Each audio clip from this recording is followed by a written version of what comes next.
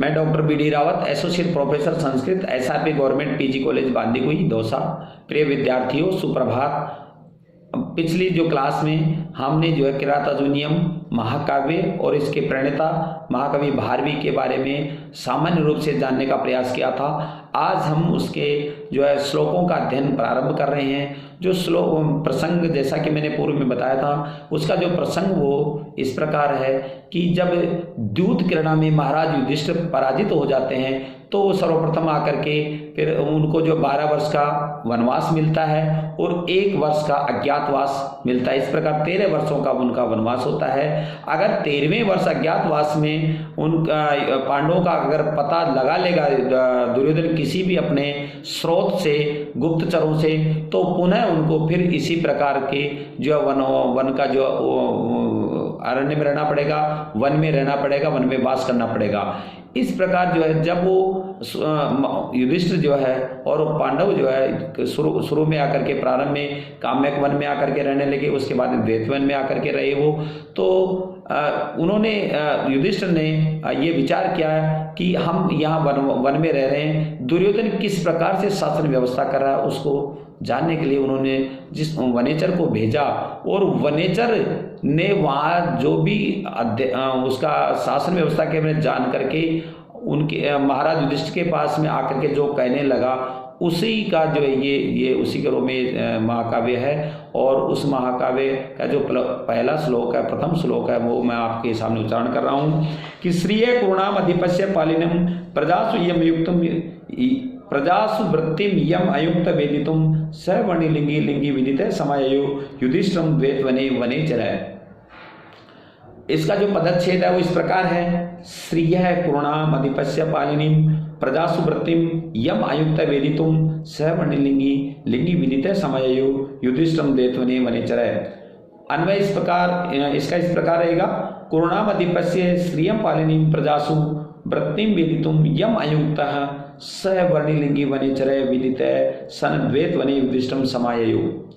देखिए, कुरुणाम अर्थात जहां पर कौरव निवास कर रहे हैं, अर्थात कुरु जनपद के अधिपस्य, अधिप अर्थात भूपय, नृपय राजा दूस राजा दुर्योधन की श्री अर्थात लक्ष्मी, यहाँ राजलक्ष्मी से मतलब है, तो श्रिय अर्थात राजलक्ष्मी का पालन करने वाले या उसको जो व्यवस्था करने वाले ऐसे प्रजासु सप्तमी है, तो प्रजाओं में वृत्ति उसकी कैसी वृत्ति है, व्यवहार वृत्ति, यानी उसका कैसा व्यवहार है, उसको वेदितुम, वेद धातु से तुम प्रत्यय है, वेदितुम अर्थात जानने के लिए यम अयुक्त है, जिस वनेचर को अयुक्त नियुक्त कृतवान या नियुक्त किया था, स वर्णिलिंगी, वह वर्णिलिंगी अर्थात ब्रह्मचारी वेशधारी वनेचर है, वन में रहने वाला, विचरण करने वाला, विदित सन संपूर्ण वृत्तांत के बारे में जानकारी, विदित अर्थात विदित धातु से प्रत्यय, तो जो संपूर्ण वृत्तांत को जान करके जो जान लिया है, विदित होकर द्वैत वने, उस द्वैत वन में युधिष्ठिरम समायो, युधिष्ठिर के पास में आया। वो युधिष्ठिर के वो वनेचर जो है उस दुर्योधन की संपूर्ण शासन व्यवस्था को जान करके युधिष्ठिर के पास में आया।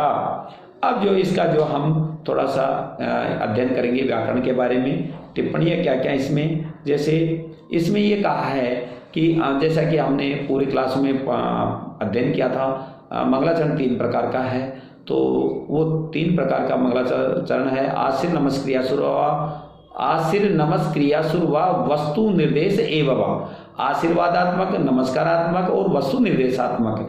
यहाँ चूंकि श्री शब्द का उच्चारण है तो ये वस्तु निर्देशात्मक मंगलाचरण है, जिसमें दुर्योधन की राजलक्ष्मी अर्थात इससे संपूर्ण वस्तु अर्थात कथा वस्तु का जो है पता लगाया जा रहा है, इसमें कथा वस्तु का निदर्शन है, इसलिए जिसको जो है वस्तु निर्देशात्मक मंगलाचरण कहते हैं।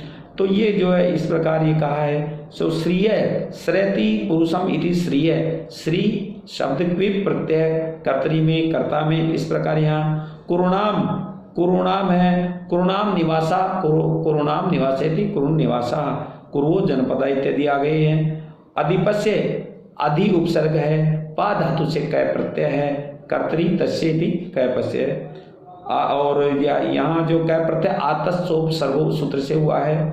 अधिपस्य हो गया। अब है आगे चलेंगे पालनिम, पाल धातु से लुट प्रत्यय, लुट को यू को अन प्रत्यय हो गया, यू को अन होगा, युवर्णा को सूत्र से ई प्रत्यय हो जाएगा। इस प्रकार जो है ई पड़ेगा। प्रजासु, प्र उपसर्ग जन धातु ड प्रत्यय है, प्रजासु हो गया। और टा प्रत्यय प्रजासु, टा स्त्रियाम प्रजा तासु इति प्रजासु। वृत्तिम, वृत्तिम वृत्ति धातु से तीन प्रत्यय, वृ धातु से तीन प्रत्यय, ऐसे विदितुम विद धातु से तुमन प्रत्यय। ये इस प्रकार जो है इसका व्याकरण है। युधिष्ठिर जो है ये है युधिष्ठिर का है। युधि रणे स्थिर है, युधिष्ठिर जो युधिष्ठिर यानी रण में जो स्थिर रहता है वो युधिष्ठिर। इस प्रकार जो है इसको जो है इसका व्याकरण है। इस सर के जो लास्ट के जो दो श्लोक है उनको छोड़ करके संपूर्ण जो श्लोक हैं उनमें वंशस्थ छंद है। और वंशस्थ छंद का है लक्षण है जतौ तु वंशस्थ मुदीरितम जरौ, अर्थात जगण होते हैं, तगण हो गए होते हैं, जगण और रगण, इस प्रकार इसके जो है गण होते हैं प्रत्येक चरण में। ये जो है इसका लक्षण है। अब हम जो है दूसरे श्लोक की तरफ बढ़ते हैं। दूसरा श्लोक है कृतय प्रणामस्य महिम महिमुजे जिताम सपत्नेन निवेदिष्यते न विव्यते तस्य मनो न ही प्रियम प्रवक्तुम इच्छन्ति मृषा हितेशिनः। वो जो वनेचर है वो किस प्रकार जो अपनी बात कहना चाह रहे हैं वो इसमें कह रहे हैं कि इसका पदच्छेद है कृत प्रणामस्य महिम महिमुजे जिताम सपत्नेन निवेदिष्यते न विविते तस्य मनः न प्रियम प्रवक्तुम इच्छन्ति मृषा हितेशिनः। उसके जो है राजा का हित चाहने वाले को कभी भी अपने स्वामी से झूठ नहीं बोलना चाहिए। ये इसकी जो है मूल भाव है इस श्लोक का। इसका अन्वय है कृत प्रणामस्य सपत्नेन जिताम महिम महिमुजे निवेदिष्यते तस्य मनः न विव्यते ही हितेशिनः मृषा प्रियम प्रवक्तुम न इच्छन्ति। देखिए कह रहे हैं कृत प्रणामस्य, प्रणाम करने के बाद में, कर लिया है प्रणाम जिसने, ऐसा वह कौन, वनेचर।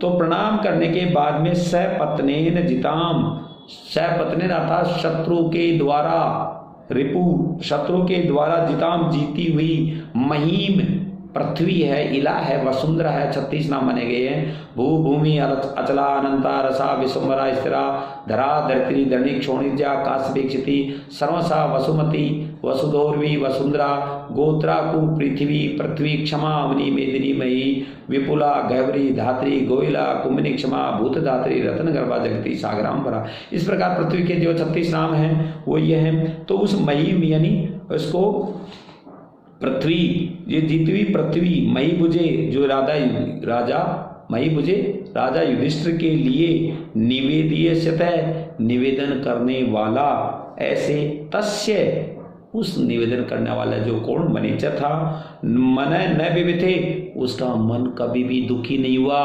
विवल नहीं हुआ, परेशान नहीं हुआ ही, क्योंकि निश्चय ही हितेशिनः, क्योंकि जो हित की इच्छा चाहता है, इसने इच्छा चाहने वाला, अपने स्वामी का भला चाहने वाला, अपने स्वामी का हित चाहने वाले, मृषा अर्थात असत्य, जो फाल्स अर्थात झूठ, झूठ और प्रियम मधुर न प्रवक्तुम इच्छन्ति, नहीं बोलना चाहते, ऐसी झूठ जो कि प्रिय लगे वो कदापि बोलना नहीं चाहते। प्रणाम करके सर्वप्रथम जो वनेचर ने महाराज को प्रणाम करके किया, कृत प्रणाम से जिसने प्रणाम कर लिया है, ऐसे प्रणाम करने के बाद में सपत्नेन जिताम, शत्रु के द्वारा जीती हुई, महिम मुझे, ऐसी पृथ्वी का वृत्तांत जो है, महिम जिसने पृथ्वी जीत ली है, ऐसी पृथ्वी का वृत्तांत महाराज युधिष्ठिर से निवेदित है वर्णन करते हुए, तस्य मन, तस्य कैसे वनेचरस्य, उस वनेचर का मन न विव्यते, कभी भी व्यतीत नहीं हुआ। व्यतीत क्योंकि ही ये जो कहा है, निश्चय ही हितेशिनः, जो अपने स्वामी का हित चाहते हैं, अपने स्वामी का जो भला चाहते हैं, उनके राज्य की उन्नति चाहते हैं, उसकी जो अवनति नहीं चाहते हैं, ऐसे जो है मृषा, ऐसी झूठ मृषा झूठ जो है वो प्रियम प्रवक्तुम, जो कि अच्छी लगे, प्रवक्तुम नहीं चंती, वो बोलना नहीं चाहते। राजा से ऐसी झूठ नहीं बोलना चाहते जो कि राजा को प्रिय लगे, अर्थात राजा को यथार्थ बात ही कहना चाहते हैं। वो जो वनेचर अपनी जो सत्य बात है वो कहना चाहते हैं, ये इसमें कहा गया है। वैसे सामान्य जीवन में भी कभी भी जो है झूठ नहीं बोलना चाहिए। इस जो श्लोक, ये जो श्लोक है इसमें जो है ये अर्थांतरन्यास अलंकार है जिसका लक्षण है सामान्यम व विशेषो व तदन्येन समर्थते यत्तु स्वार्थांतरन्यास साधर्मेण त्रेण वा। अर्थात इसका जो अर्थ है, इसका जो लक्षण का अर्थ है कि सामान्य का विशेष से और विशेष का सामान्य से जो समर्थन किया जाता है वहाँ पे जो है अर्थांतरन्यास अलंकार होता है, ये इसका लक्षण है। छंद जो हमने पूर्व, जैसा कि पूर्व श्लोक में बता दिया है, इसमें वंशस्थ ही छंद है और जिसका लक्षण हमने पूर्व में बता चुके हैं। जिसका कर्तव्य प्रणाम से करता है प्रणाम है ये न सह, कर लिया है प्रणाम जिसने, अर्थात बहुब्रीहि समास हो गया। इसमें प्रणाम का जो है कृत क्री धातु से तय प्रत्यय है। इस पर प्रणाम में प्रउपसर्ग नम धातु से गए प्रत्यय है। मई बुझे, मई बनती थी मई बुझे, मई शब्द है भुज धातु से क्वी प्रत्यय है। इस प्रकार जिताम जी धातु से तय प्रत्यय हो, टाप टाप प्रत्यय हो गया। अजागत्य सूत्र से निवेदित में नी प्रच विद धातु, नी उपसर्ग है, विद धातु निच प्रत्यय, निच को लिट लकार हो गया, इस सब प्रत्यय हो गया। निवेदन करने वाले विव्य थे, उसका विमन कभी भी जो है परेशानी में पीड़ा नहीं बुझे, व्यत धातु लिट लकार हो गया। इस प्रकार जो है ये जो श्लोक हमने अध्ययन किया। धन्यवाद।